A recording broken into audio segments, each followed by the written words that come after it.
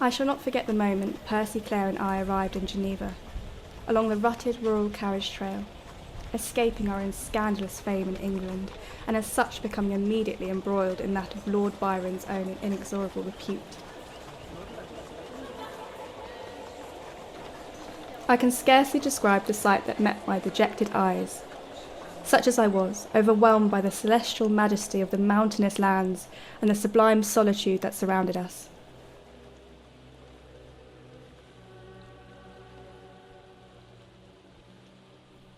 Percy and I, incumbent with sober countenance, had hitherto befallen us during our long, arduous voyage, beheld Geneva in grave silence.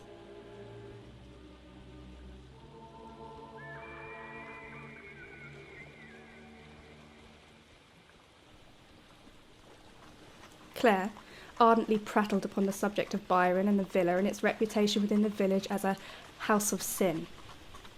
I indulged her, as I so often did, in her musings and witterings, due in part to an ill-advised pregnancy, the result of a still more ill-advised affair with Byron back in London. Routs of villagers peer with binoculars through the villa windows, hoping to catch him at it, making love to rooms full of vulgar harlots, or perhaps diverting Lucifer himself in the drawing-room.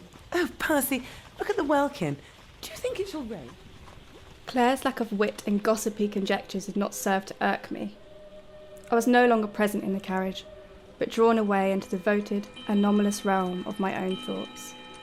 We now commit her body to the ground, earth to earth, ashes to ashes, dust to dust. I thought only of the missing babe in my arms, my daughter. My ceaseless dreams during fitful broken sleep the night preceding our arrival, that she had somehow been saved, that Percy and I had carried her closer to the fire and revived her, that she had been simply cold, not dead. The desolation I felt upon waking and conceiving this to be but a dream, and my daughter yet still dead, I find I have no words for. I am reminded of the enduring words of Milton, the former resident of the consecrated villa in which I now repose, a passage which I read again and again in a book that manifests within my being like a spectre, possessing my thoughts since my lonely and spurious childhood, self-education in father's library. Though full of pain, this intellectual being, those thoughts that wander through eternity, to perish, rather, swallowed up and lost, in the wide womb of uncreated night, devoid of sense and motion. That was but a few days ago, yet it feels like much longer. Such is the desolation and beauty of this place, and perhaps of this state I find myself entrenched within.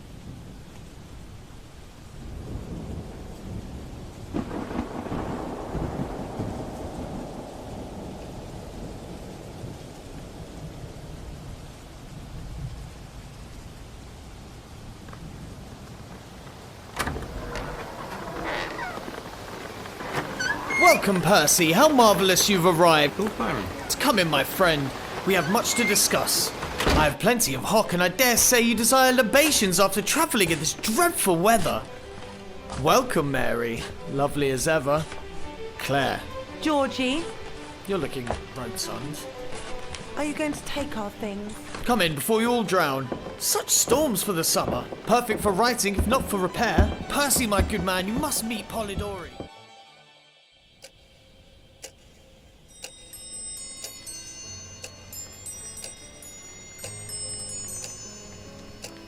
Imprisoned by an obstinate mind, even when imbued with such an elixir as laudanum, bestowed sparingly by John to free the spirit and placate my heavy heart, I cannot write. The men have all but finished. Even Polidori, a man of medicine, not of literature, scribbled feverishly into the night. He had hardly courage to turn. Fearful of seeing a spectre.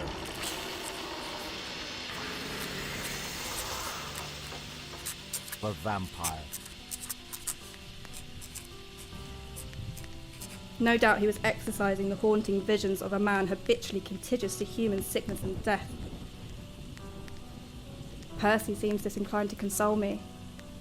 I am quietly grateful for his mercy. I could not bear to be condescended to by he as I am by Byron.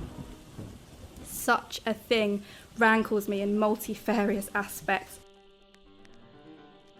Mary, so pretty yet so addle-headed. I hear my mother from beyond the grave castigating me for allowing a man, all but a famously brilliant one, to weaken the mettle of my resolve.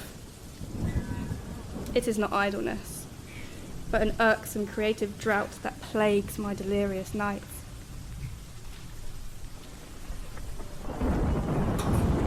A challenge. I myself shall of course partake. Let us each retire to write a ghost story. Simply a parlour game to the men. To me, it has become a labour of love, urgent, encompassing. I must think of a story to rival the others, one to make the reader dread to look around, to quicken the heart and haunt their senses like a phantom.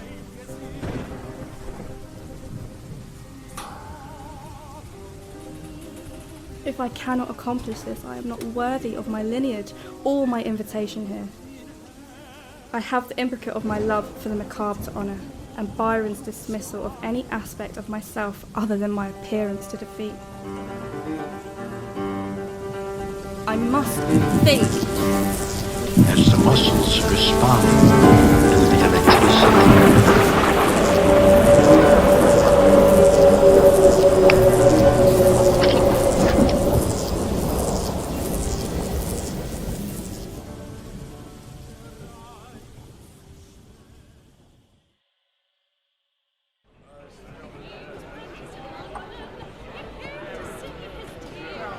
What if I were to tell you, Archie, my specious fellow, that the book you have been so enthusiastically praising this very eve was written in my villa by Lake Geneva? I trust you not, my lord, but do go on. By a girl of 17 years. A slip of a thing, the wife of a poet. I challenged my guests to write a ghost story to while away the hours until the storm passed. She wrote of Frankenstein and his creature, the story which begat the very book you have in your hand, sir. A one-legged servant girl from the Alpine regions, perhaps? Or is that too far-fetched, my lord? More hock! Plates of meat! More tall tales! Sometimes truth is stranger than fiction, Archie.